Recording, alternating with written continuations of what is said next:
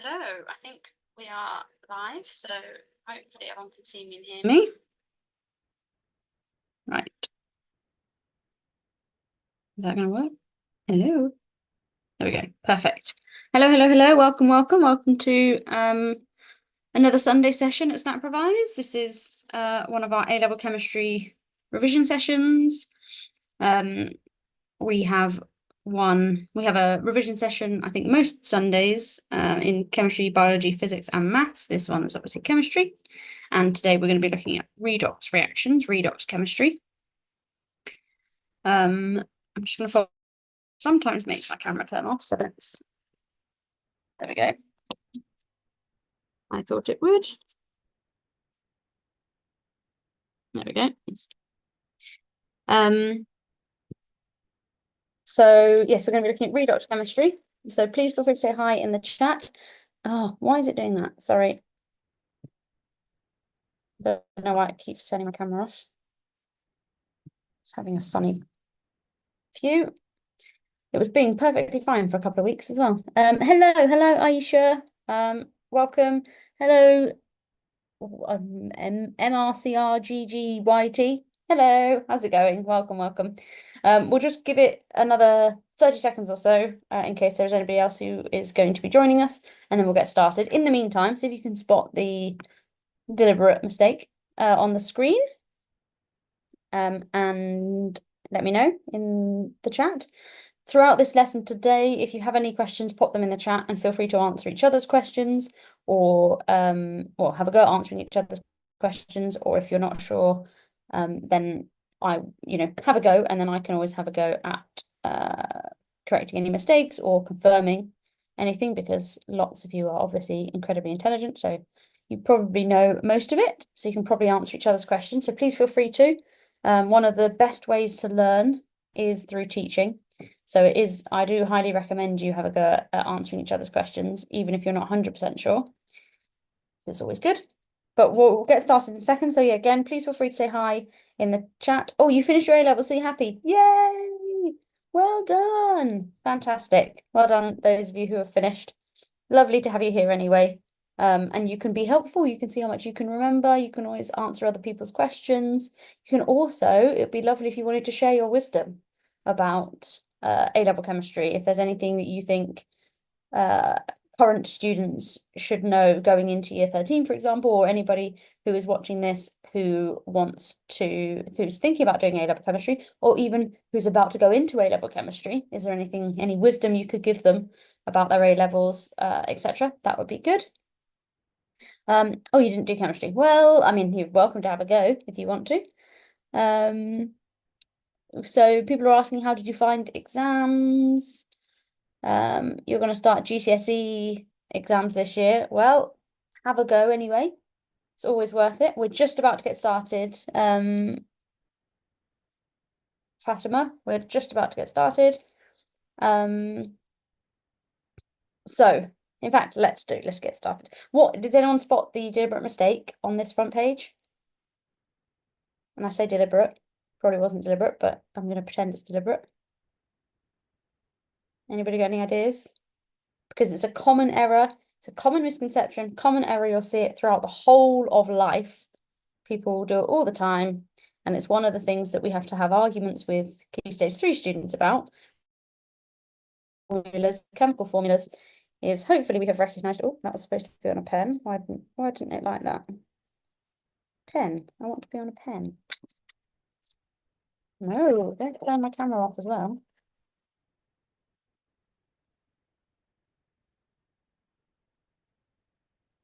Why is it not letting me have a pen? That's really odd.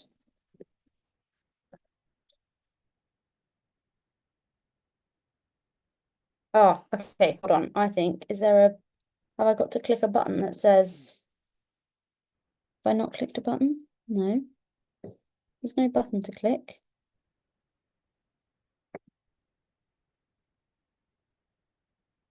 Oh, no, it's not going to let me drawing. Okay, sorry guys, I need to be able to annotate, obviously, and it's not letting me. And I've got no idea why. So I'm just attempting to see if there's any way I can Let's stop sharing that and see if that makes a difference. Just trying to see if there's a way I can get it to allow me to draw. I'm going to close it and reopen it. Not sure why it would refuse to let me draw on it. Not that one. We'll have a go. Did anyone spot before I give you the answer? Did anyone spot the deliberate issue? See if this makes it any better. There we go. Now I think it's going to let me. Right. Don't know why that was. Just needed me to reopen it again, apparently. Let's try this again. Dun, dun, dun, dun, dun. Ta-da. Right, let's just double check. Yeah, much better. Okay, so deliberate mistake time. Supposed to be capital O, and to me that doesn't look like a capital O, that looks like a lowercase o. It should be capital O, and it should be the squared. It's not squared, obviously, is it? But the 2, to say 2 oxygens, needs to be down below. At the moment, it's up superscript up high like a squared. It's not squared, it's not oxygen squared, it's O2, as in there are 2 oxygens, so the 2 should be down the bottom. So just make sure we don't pick up any misconceptions from that. But quick bit about me. My name's Alyssa. I am the chemistry teacher here at Snapprovise. I'm the only chemistry teacher at Snapprovise. I have a PGC in science, but specialising in chemistry. And I've been teaching all of the sciences and maths for, well, I mean, all of them over 9 years now. I do tutoring as well. And I've been teaching in schools and out of schools and doing a bit of writing as well. So that's a bit about me. So for this session, this next 50 minutes or so, we're going to look at understanding the rules for determining oxidation states. We're going to use oxidation states to identify redox reactions, and we're going to understand the use of half equations and how to use half equations. Things we're not going to look at are disproportionation. So that's covered in a different web class. So we're not going to look at disproportionation in this class.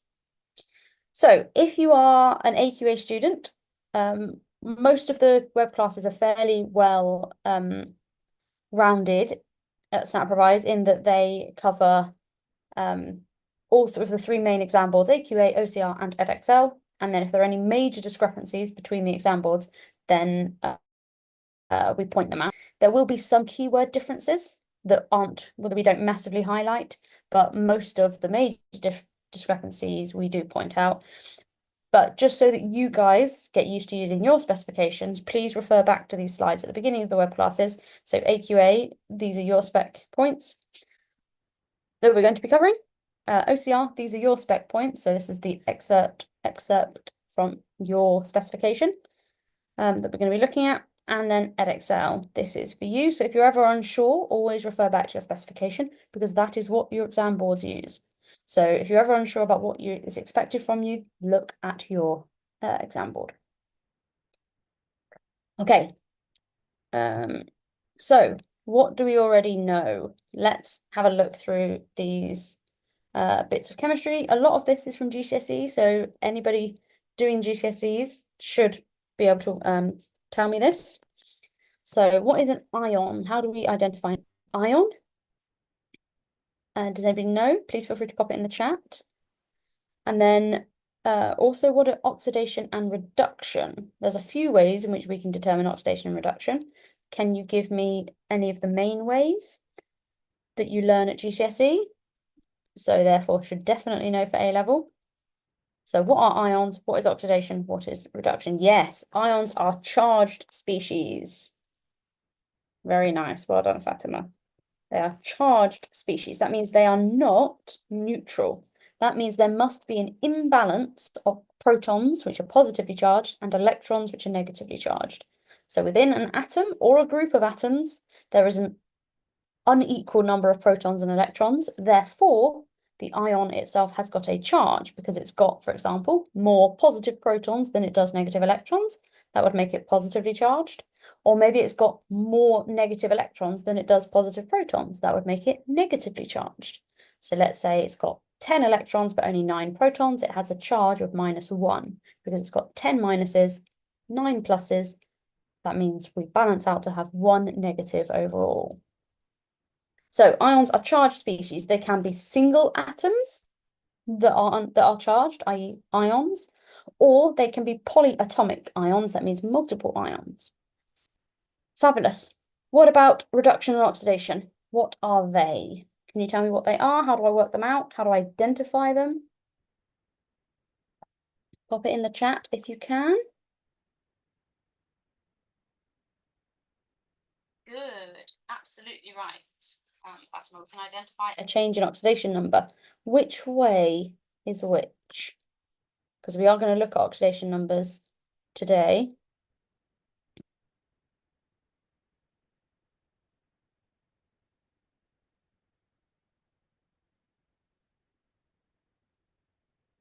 And also, is there any other ways we can identify reduction and oxidation?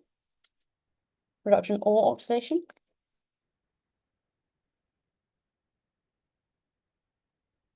Fabulous. It does indeed. Well done.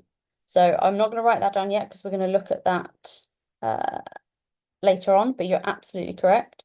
So when oxidation number increases, that means it's oxidation. And when the oxidation number decreases, it means it's reduction. So more positive is oxidation, more oxidized means it's oxidation occurring, less oxidized or a reduction in oxidation number means it's reduction. What about with oxygen or with electrons? How can we identify reduction and oxidation using those? There's a mnemonic that we can use, which you may or may not have been taught, but we usually do teach it at GCSE. Everyone usually teaches it at GCSE. Oil rig. That helps us to talk about electrons. Hello, hello, welcome, welcome. Please feel free to join in. We're trying to identify oxidation and reduction. Yeah, fantastic. So oxidation is the addition of oxygen, so gaining of oxygen. Gaining oxygen, which kind of makes sense with the name, oxidation. It means you're gaining oxygen.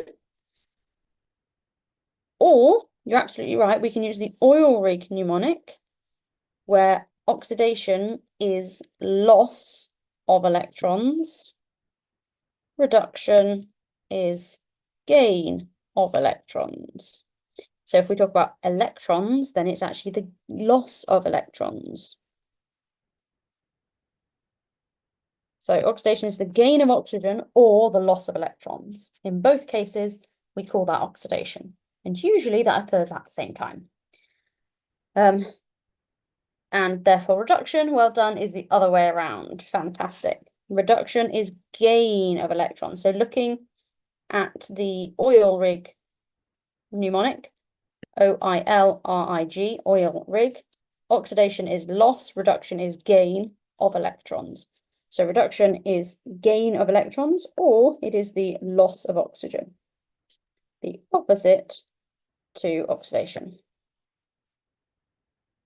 So it's the gain of electrons, whoops, gain of electrons, or the loss of oxygen. Fabulous, well done. So, therefore, how do I identify a reducing agent or an oxidizing agent? Let's think about a reducing agent. So a reducing agent must be reducing something. So a reducing agent, if I'm a reducing agent, I'm going to be reducing something. So something else is being reduced. And in order for something else to be reduced, reduction is gain of electrons. So if I'm trying to get something to gain electrons, I've got to give them electrons. That means I'm losing electrons. So reducing agents cause other substances to gain electrons, to be reduced, and they are oxidized in the process. So the reducing agent is oxidized in the process. They are oxidized, and therefore, if they are oxidized, they are losing electrons. And therefore, yes, well done, Fatima, perfect. The reducing agent get oxidized and reduces another substance, very good. And therefore, an oxidizing agent must do the same but opposite. So an oxidizing agent causes other substances to be oxidized, i.e. it causes other substances to lose electrons, and it does that by taking electrons from them. So it itself must be reduced, it must gain electrons itself, it's causing something else to be oxidized. So oxidizing agents cause other substances to be oxidized, so they are losing electrons.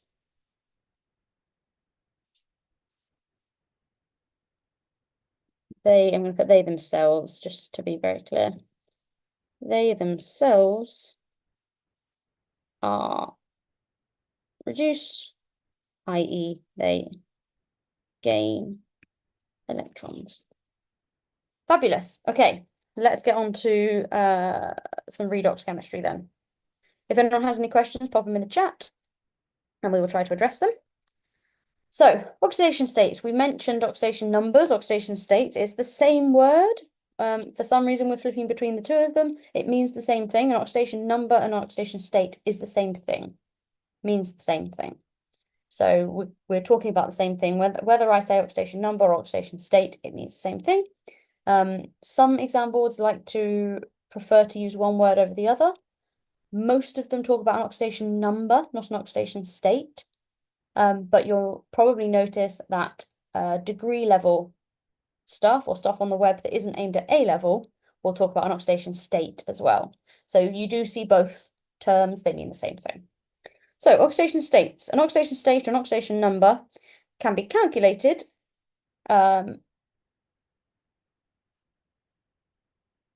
we can calculate whether the reaction has been oxidized or reduced using oxidation states. So we can use oxidation states to determine whether oxidation or reduction has occurred. In the same way that we can look at exchange of electrons or exchange of oxygen, we can also look at oxidation states. Now, you need to know these basics off by heart. It's not that difficult. It looks like loads, but there are loads of patterns in here that we can use to remember this stuff. So the rules are pure elements, for example, Cl2 or O2 or Na, for example, have an oxidation number of 0 or an oxidation state of 0. So Cl2 has an oxidation number of 0. O2 has an oxidation number of 0. Sodium on its own has an oxidation number of 0. Anything that is a pure element has an oxidation number of 0. That makes that nice and easy. The second rule, ions have an oxidation number that is equal to their charge. Ions have an oxidation number equal to their charge. That links us nicely over to these 2 points here as well, because group 1 ions will have a charge of +1, group 2 ions will have a charge of +2, etc. And hopefully, again, we can see that because, for example, Na plus will have an oxidation number of +1, Cl minus will have an oxidation number of -1, etc. Again, hopefully this isn't new, but if it is and you have any questions, pop them in the chat. The third rule is uncharged compounds add up to 0. So most compounds should be uncharged, unless you're talking about an ionic compound or an ion within a compound. So compounds, for example, NaCl or CO2, have an oxidation number that adds up to 0. Let's have a look at that. Uncharged compounds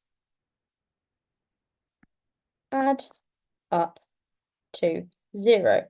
For example, NaCl, Sodium has a charge of +1, chlorine has a charge of -1, +1 minus 1 adds up to 0 because NaCl has an overall charge of 0. So our parts of the compound, their oxidation numbers must also add up to 0. Similarly, what was the other one I gave? CO2, for example, where your carbon would have an oxidation number of +4. Your two oxygens will both have an oxidation number of -2. So +4, -2, -2 gives us 0 again, etc. Some of these we've already mentioned, but we'll just look at them again. Oxygen will nearly always have an oxidation number of -2. So if you've come across an unknown or a compound that is not common and you're not sure what the oxidation numbers are, oxygen will nearly always have an oxidation number of -2, unless it is in H2O2, in which case it has a charge of -1, or if it's bonded to fluorine in OF2, in which case it will have an oxidation number of +2.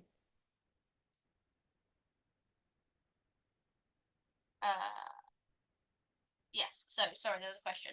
Rule number 2, ions are oxygen, is just for monoatomic ions. So that's a good point, actually.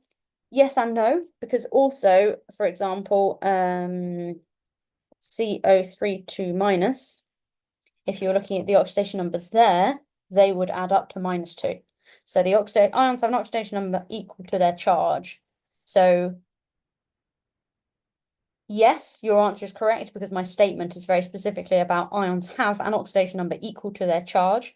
But don't forget, you can also almost combine rule 2 and 3 to say that ions will have an oxidation number that adds up to their charge, if that makes sense. So, for example, so that's a very good point to raise. Well done. So, for example, we've got 3 lots of -2 because we've got 3 lots of oxygen. Carbon will have an oxidation number of +4, so they add up to -2 overall. So, very good point. Yes, you're correct.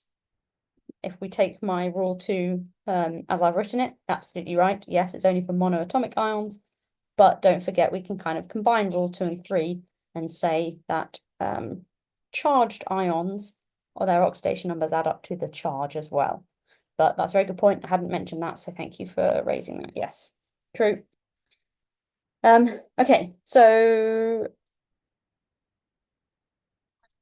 yes, so oxygen will nearly always be -2, apart from if it's in a peroxide or bonded to fluorine. Otherwise, it's -2. Hydrogen will be +1 unless it is bonded to a metal. So if you've got a metal hydride, MH, so sodium hydride, lithium hydride, silver hydride, whatever, the metal will be positive, which means the hydrogen, in order for it to add up to 0, the hydrogen has to be negative. So MH, the hydrogen will be minus. And because also you can hear it in the name, hydride, the "ide" bit of the name is what's telling us that it's a negative ion. So if we go back to our naming rules at key stage 3, hydride, if anything, oxide, sulfide, nitride, these are all telling us that they are negative ions. So if it's a metal hydride, you should recognize it as being a negative hydrogen. So that's the exception for hydrogen. Otherwise, it's going to be +1. Fluorine is going to be always -1. There's nothing that's going to change the oxidation number of fluorine because it's the most electronegative element. So it's going to hold on to those electrons. Chlorine, again, very electronegative, so it's going to be -1 unless it's bonded with fluorine or oxygen, and that should be except, not accept. So apologies for that. There's a mistake there. So except with fluorine or oxygen. Group 1 ions and group 2 ions, we've already said. Aluminium, which is a group 3 metal, again, similar. It will have an oxidation, it'll have a charge of +3, so it'll also have an oxidation state of +3. And then we've looked at the other two. Fabulous. Well done. Awesome. Let's keep going. Let's calculate a few. Feel free to jump ahead if you want to. I'm going to go through it nice and slowly. So if you're not confident, you can follow along. If you are confident, jump ahead and give me these oxidation states. So let's calculate the oxidation number of each element in these compounds or molecules. So our first one is H2SO4. So I want to know the oxidation numbers of hydrogen, sulfur, and oxygen. So anybody want to have a go at working them out? For me, personally, I'm going to work it out using the ones I know first. So the ones I know are oxygen and hydrogen, because this is not a peroxide and it's not bonded to fluorine. So I know that sulfur is going to be, sorry, oxygen even is going to be -2. I know it's going to be -2 and there's 4 of them. So that gives me a total there of -8. There's quite a heavy minus component here. Hydrogen, it's not a metal hydride, so it's going to be +1, and there's 2 of them. So I've got a total positive there of +2. This is a compound. H2SO4 is a neutral compound, which means they must add up to 0. So our +2 from hydrogen, something for sulfur, and our -8 for oxygen have all got to add up to 0.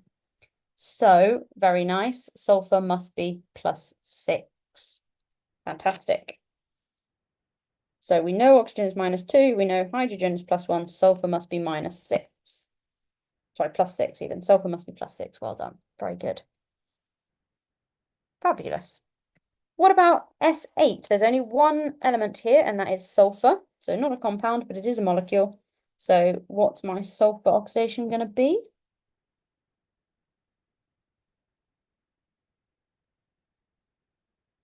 Well, it is an element on its own. So it must be 0. Very good. Well done. Fantastic. It must be 0. Bear in mind, no, I won't say that. Never mind, it's going to confuse things. Okay, what about our ClO3 minus? What about ClO3 minus? I've got 2 elements here. I've got chlorine and I've got oxygen. What are their oxidation numbers going to be? Again, this is not a peroxide and it's not bonded to fluorine, so I'm pretty confident about what oxygen is going to be. Oxygen is going to be -2, and there are 3 of them. That gives me a total of -6 there. The whole compound has a charge of -1. That means they must add up to -1. So whatever my chlorine is, -6 gives me a charge of -1. So what's that going to be?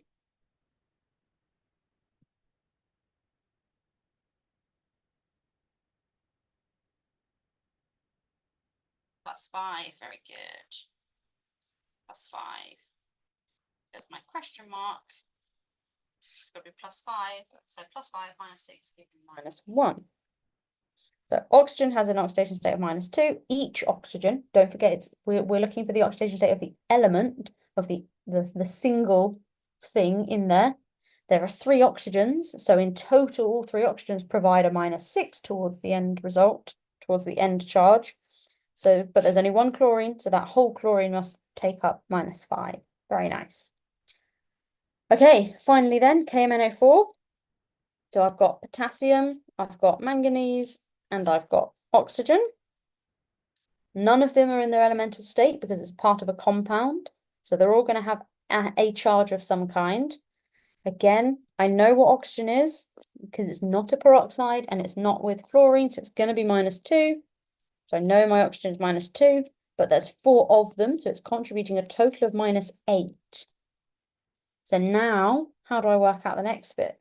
Well, manganese is a transition metal. I know transition metals can have variable oxidation states, so I'm going to leave that one till last. And I'm going to look at potassium. Potassium's a group 1 metal. It's only going to make a +1. So I know that one's got to be +1 because it's a group 1. So that's got to be +1. So I've got +1 something -8, and it's a compound overall, so it's going to be 0 overall.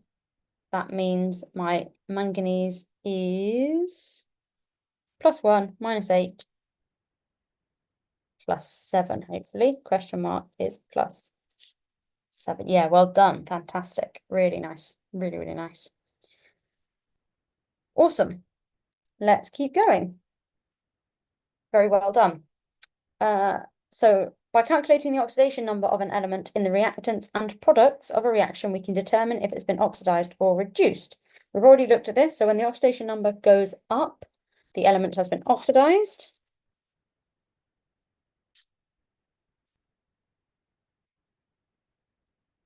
So if it becomes more positive, it goes up. So even if it goes from -5 to -3, it's still getting more positive. So if it goes up, I'm going to put becomes more positive. The element has been oxidized. When the oxidation number goes down or becomes more negative, the element, oh, that doesn't look like a word. Let's try that again. Element has been reduced. Let's look at that in context. So here we've got two, actually, I won't do it all the way down there. We've got our reactants and we've got our products. We've got 3 elements, iron, oxygen, and aluminium. Let's have a look at working out the oxidation numbers of each of those. And then we've got iron, oxygen, and aluminium in the products. Let's see what's happened to the oxidation number of them in the products. So let's look at them to begin with in the reactants. Well, aluminium's easy. It started out as an element, so it's got to be 0.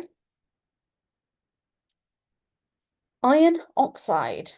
Now, oxygen, again, it's going to be -2 because it's not a peroxide or with fluorine, and there's 3 of them. So that means a total of -6 from the oxygen. Now I've got 2 irons that provide the positives to match the -6. So it's got to come add up to +6. So something times 2 has got to add up to +6. That means my iron, has got to be +3. Because 2 lots of +3 make +6. -6 from the oxygens gives me a total of 0 overall, because it's a compound. So we'll have a total of 0 overall. What about on the other side, though? My iron is now the thing that has an oxidation number of 0, because that's the one that's an element.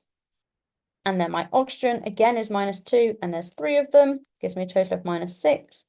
There are 2 aluminiums, so something times 2 is going to give me my +6 to match my -6 for oxygen, meaning that the overall total is 0. So my aluminium, must be, again, +3. So let's have a look at what has or hasn't changed. My aluminium has gone from 0 to +3. So that has increased. That has got more positive. So that means it has been oxidized. My iron has gone from +3 to 0, so it's actually decreased. That means it has been reduced. So I've put ox dot for oxidized and red dot for reduced. That has been oxidized. That has been reduced. My oxygen has stayed the same. So nothing has happened to my oxygen. It has stayed at -2. That's fine. So my Fe was reduced. My iron was reduced. And my aluminium was oxidized. Awesome. If anyone has any questions about that, please let me know. Otherwise, take a second just to think about how you're feeling. Whether you're feeling that was quite straightforward, you're quite happy about that. Smiley face. If it was okay, medium, might need to try it again in a few mins, or maybe next week, have a think about it. Give me a 2 or a medium face. Or if no, that went straight over your head and that was then feel free to give me a face. It's good for you guys to reflect on your own learning as you go through the revision process. So if you do find there are topics where you think, oh God, no, that was horrible, you make sure you put it on a list of things to revise. What you don't want to do is what I did when I was doing my GCSEs and A-levels, which is ignore the horrible stuff because you don't want to do it. So make sure you put that on a list of things to revise, even if you don't want to. Okay, let's have a quick go at an exam question. So feel free to jump ahead, come up with your answers.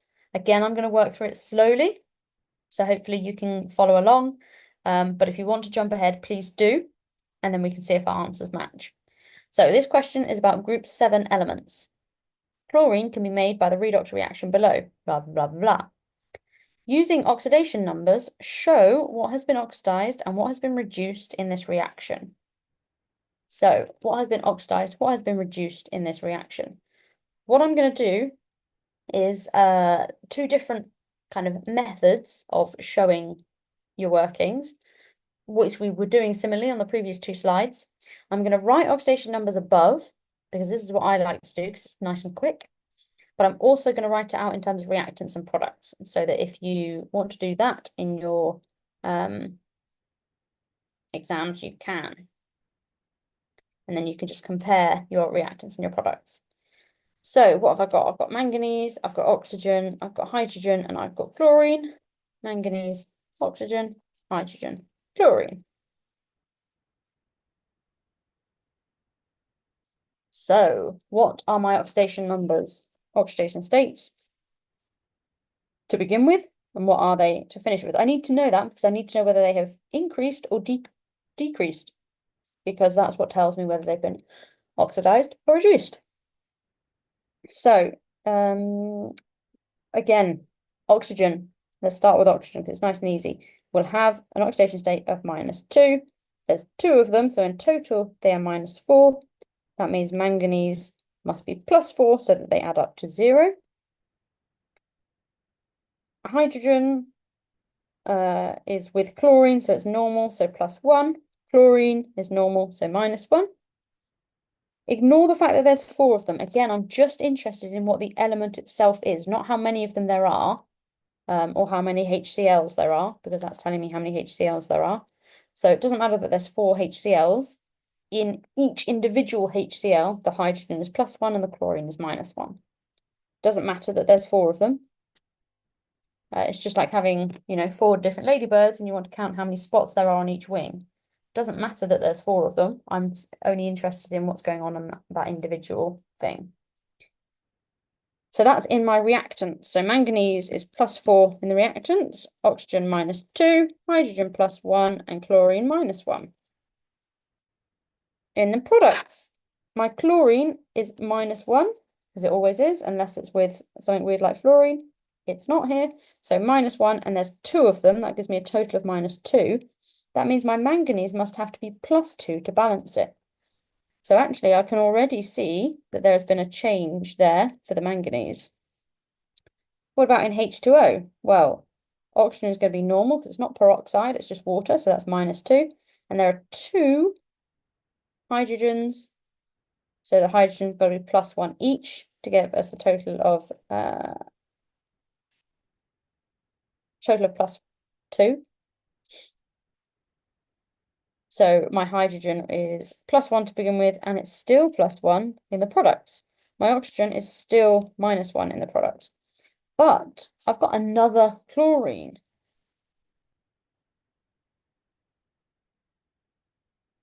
I've got another chlorine, which actually is in a Cl2, is elemental, which means it is 0.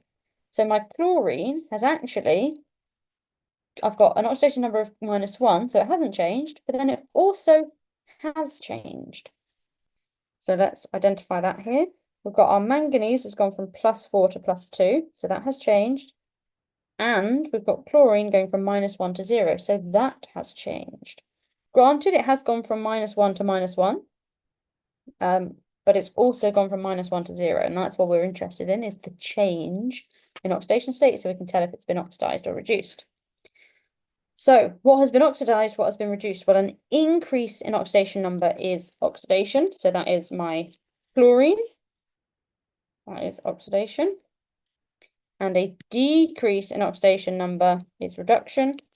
So that's my manganese is reduction, being reduced. So what is oxidized? The thing that is oxidized is the chlorine. Is oxidized from -1 in HCl to 0 in Cl2. It says using oxidation numbers show what has been oxidized. So I have to give evidence to show it has been oxidized. It's oxidized from -1 in HCl to 0 in Cl2. I have to be specific because it's still -1 in MnCl2. So I have to be specific about what the species are, otherwise I wouldn't get the mark. And then reduced, what is reduced? My manganese. Manganese is reduced from, let's try and write that quickly. Reduced from +4 in MnO2 to +2 in MnCl2. Again, I need to give the species to make sure they know exactly what I'm talking about. And that will get me the 2 marks. If anyone has any questions, pop them in the chat. Otherwise, we'll keep moving. And we're going to have a look at some half equations. Now, people often find half equations really difficult. Oh, the oxidation number of oxygen in peroxides is -1. Let's just go back and check that. Because, for example, H2O2, if we use our rules, either oxygen has got to be, so this is in peroxides, either oxygen has got to have, if we use our normal rules, hydrogen would be +1 and oxygen would be -2. But that would mean we've got 2 lots of +1 and 2 lots of -2. That means we've got +2 and -4, which means overall we'll have a charge of -2. But peroxide is neutral, so it can't be -2. It has to be 0. It has to have an overall charge of an overall oxidation state of 0 because it's got an overall charge of 0. So something has to change. Now in peroxide, it's the oxygen that changes. So hydrogen stays as +1, and there's 2 of them. That means there's a total of +2. That means our oxygens must give a total of -2, but there is 2 of them. So they must be, -1 each. So in peroxides, oxidation number of oxygen is -1 in a peroxide.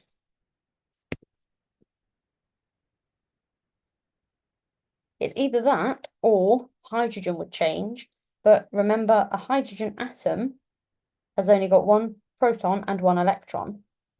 So it can't ever have a charge of +2 because it's only got 1 electron to get rid of. It's only got 1 proton. So it can only ever have a charge of +1 because it's only ever got that 1 proton.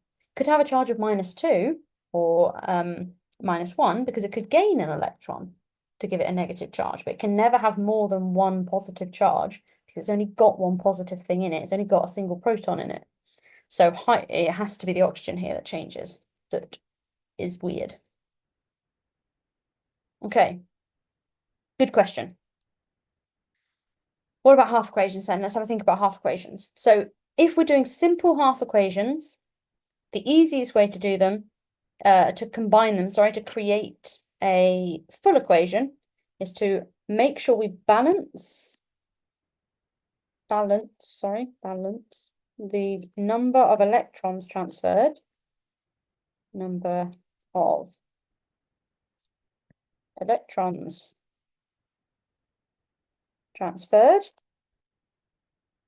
and then combine them and remove electrons from equations.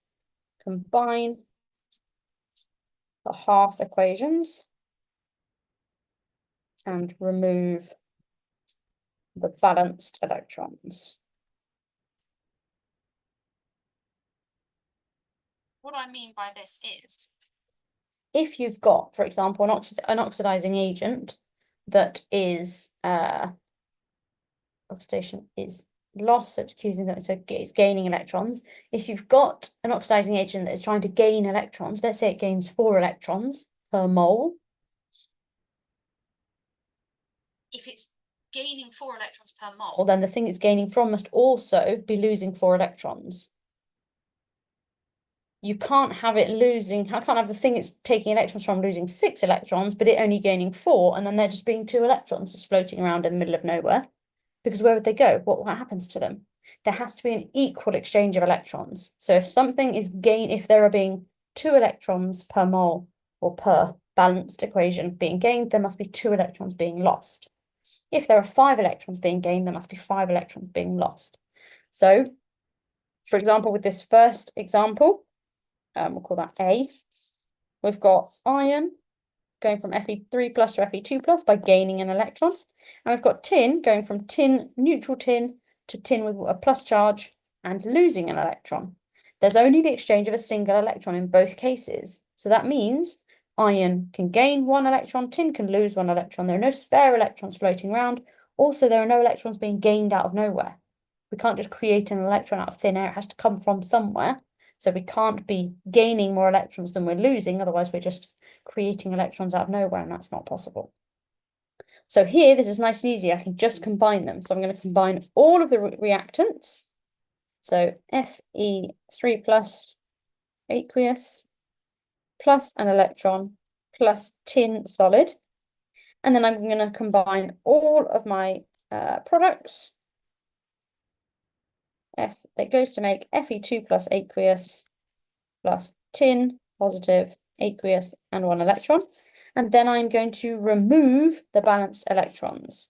So I shouldn't have any electrons in my final equation. So I'm going to delete those. And then that is my final equation. Fe3 plus Sn solid goes to make Fe2 plus aqueous plus Sn plus 1.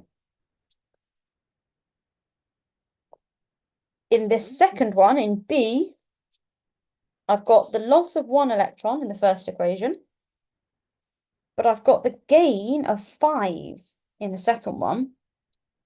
So I can't just combine the two, because if I just combine the two, my manganese stuff needs to gain 5 electrons, but my iron is only losing 1 electron. So 1 iron for every 1 manganese oxide doesn't produce enough electrons. Actually, I need to make sure that I'm exchanging the same number of electrons, which in this case is easily done because I just have 5 lots of iron to make 5 lots of Fe3 plus and 5 electrons, so that I can gain my 5 electrons from the manganese, so that the exchange of electrons is equal. So again, I'm just going to combine all of my reactants, so 5 Fe2 plus now my manganese stuff, MnO4 minus aqueous plus 8H plus aqueous plus my 5 electrons, and it goes to make my 5 Fe3 plus aqueous and 5 electrons plus my Mn2 plus aqueous, my 4 waters. 4 liquid waters. So all I've done again is combined the reactants on one side of the equation and then the products on the other side. That's all I've done to combine the two equations. Oops.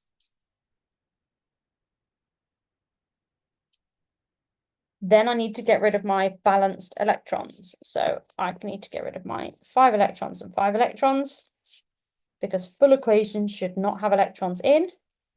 So let's get rid of those. And I can only get rid of them because they're balanced, because they equally appear on both sides of the equation, so I can get rid of them. How are we doing for time? 10 minutes, okay. That's with when you're just combining half equations to make a full balanced equation.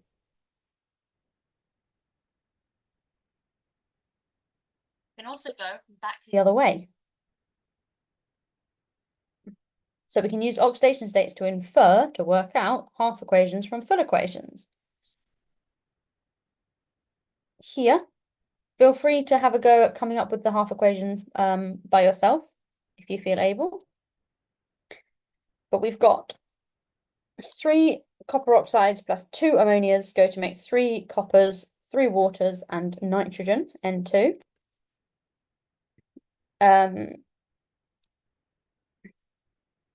Let's start off by looking at oxidation numbers of reactants and products. Again, I'm going to do it in 2 different ways, so you can do it whichever way you choose to yourself.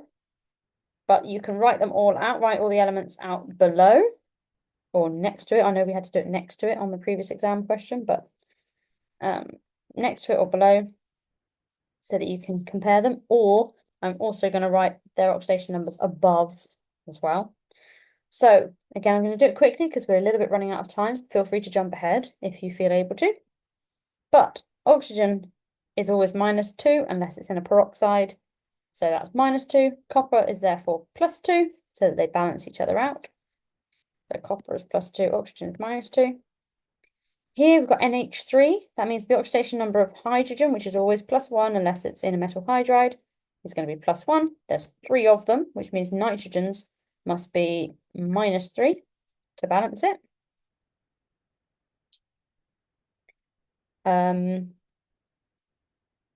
We've got copper, elemental copper on its own, so it must be 0. We've got H2O, we've done this one before, so oxygen is -2, hydrogen is +1, and there's 2 of them. I haven't been writing that in. Whoops, -3 +1, copper is 0, -2 +1, and then nitrogen is also elemental, so 0. So what has happened?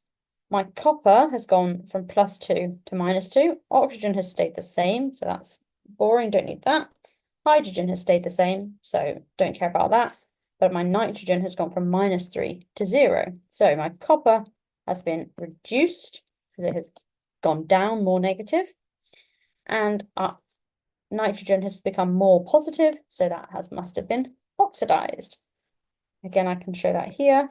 Copper has gone from +2 to -2, so it has been oxidized. No, it hasn't, it's been reduced, sorry. And then nitrogen has gone from -3 to 0, so it must have been oxidized. So now I can write half equations that show this happening.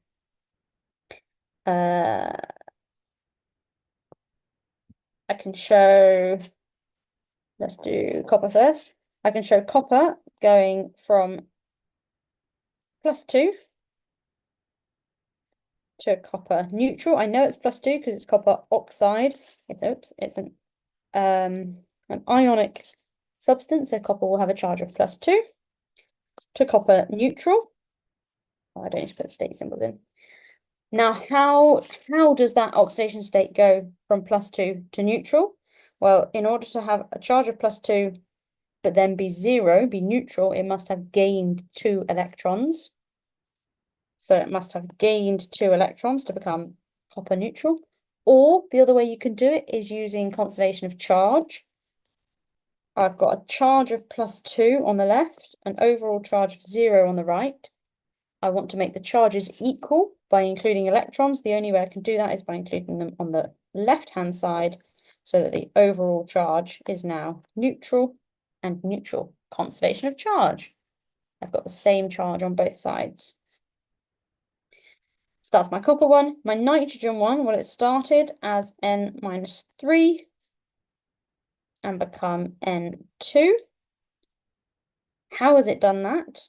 Well, first up, I just need to double check because I've got N2 here and I've only got 1 nitrogen here.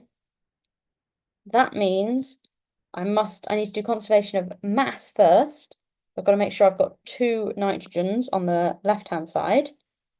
And how has it gone from -3 to neutral, or 2 lots of -3 to neutral? Well, that means each nitrogen must have lost 3 electrons. That means there's a total loss of 6 electrons. And they are being lost. Again, I can also look at it in terms of charge, conservation of charge. So I've done conservation of mass. Let's do conservation of charge.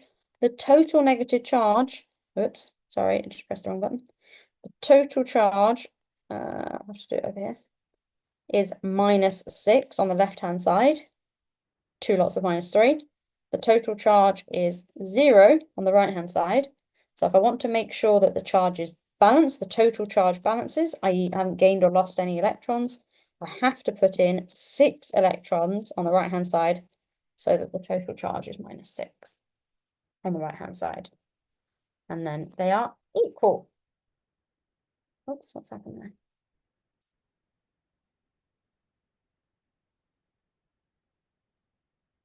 I need to have a 3, 2. Oh, Yes, very good question. Good spot as well. Very good question. No, you've corrected yourself. It's fine since it's the same on both sides. But you could if you wanted to, and if we were going to combine them together back to make the original equation, you're absolutely right. I would need to have 3 coppers, 6 electrons, and 3 coppers, so that I still had the exchange of 6 electrons. The thing is, in the same way, when we're doing normal balanced equations, you can have multiples. I don't need multiples here when I'm doing my half equation, because normally we try to get it in their simplest form, and the simplest form of 363 is 1, 2, 1. 1 mole of copper to every 2 moles of electron produces 1 mole of copper. So you're absolutely right. I could do 363 because I could just times everything by 3. And again, then it matches what's in the original equation. But if I've been asked for a half equation, they really want the simplest version. So they don't want the multiples, they want the simplest version, which is 1 mole of copper 2 plus produces 2 moles of electrons to produce 1 mole of copper normal. But absolutely right, if I was going to combine them to make a full equation again, I would have to make sure that the exchange of electrons was equal. So I would then need to times it by 3 to get it back. And that proves to us, or hopefully like highlights, the balanced equation has got an equal exchange of electrons because I've got 3 moles of copper in that main equation. So very good point. But you have corrected yourself. It is fine since it's the same on both sides. Very good point. Okay, let's whiz through. Oh gosh, no, we've totally run out of time. Okay, let's whiz through it. So I'm absolutely going to whiz through. So I have just realized the time. So MnOHCl. Just notice as well, if you're going to do this method, I've put them in the same order on both sides. Otherwise, you end up, if you're going to draw arrows like that, you end up with arrows crossing over and it all looks weird. So try and keep them in order, even if they don't appear in the same order on the right-hand side. So oxygen is -2. There's 2 of them. So that becomes -4. So that means manganese must be +4. Oxygen -2. Hydrogen is +1. Chlorine is -1, as normal. Then we've got our manganese is -1 and there's 2 of them. So that means, sorry, chlorine is -1, there's 2 of them, means manganese must be +2 in that side. Chlorine is 0 in Cl2, but also -1 in Cl2. And oxygen is -2 as normal in water, and hydrogen is +1 as normal in water. So what has happened? Well, our chlorine has gone from -1 to 0. That means it has it's lost an electron. So oxidation is lost, so that's oxidation. And manganese has gone from +4 to +2, so that has been reduced. The oxidation number has reduced. I'm just going to whiz through the half equations. So chlorine has gone from Cl-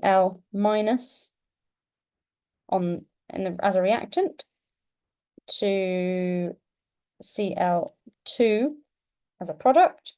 That's where we've got our -1 and our 0. So it must have lost 1 electron, but there's 2 of them. So it's going to, oops, no, stop. It's going to have lost 2 electrons to become Cl2. And there's got to be 2 of them. And manganese has gone from Mn. So it's gone from +4 in MnO2 to Mn2 plus in MnCl2. The reason I don't split up MnO2 is because it's a compound, a molecular compound, whereas MnCl is ionic and splits up. So I can use the manganese separate. I won't go into that now because we've run out of time. But what's happened there? So our manganese, MnO2, must have gained some electrons. This is where, if I had time, I'd go into slightly more detail. But because we've got oxygens, we can balance our manganese. We've got 1 and 1. Lovely. I've now got some oxygens that need balancing because I've got 2 oxygens on the left, none on the right. So in order to balance oxygens, I'm going to add 2 water molecules. So to balance oxygen, you add water. Then to balance the hydrogens you've just added, you add H pluses. So I've got 4 H pluses on the right. I'm going to need 4 H pluses on the left. And then finally, we balance charge with electrons. So I've got a total of +4 on the left. I've got a total of +2 on the right. So I'm going to need one, two, three, four. Yeah, plus 4 plus 2. So I'm going to need 2 electrons on the left to make sure it's plus 2 plus 2. Ta-da! So those are my half equations. Again, if I were to combine them, if I were to balance the electrons and combine them, I would come up with an ionic version of my full equation. Oh, right. That was a whizzy. Sorry, we didn't get to go through that in any detail. So we've looked at, feel free to have a go at those exam questions. Sorry, I've just whizzed past, but I won't be able to give you the answers, but please do feel free to have a go.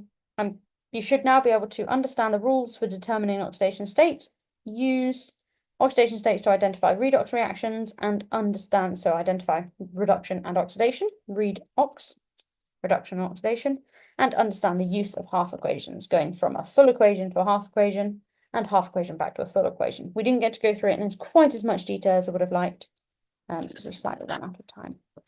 So I have run over, apologies for that. Oops. Sorry, it just turned my video off again. There we go. So we have run out of time. Apologies for that. But does anyone have any questions before we disappear?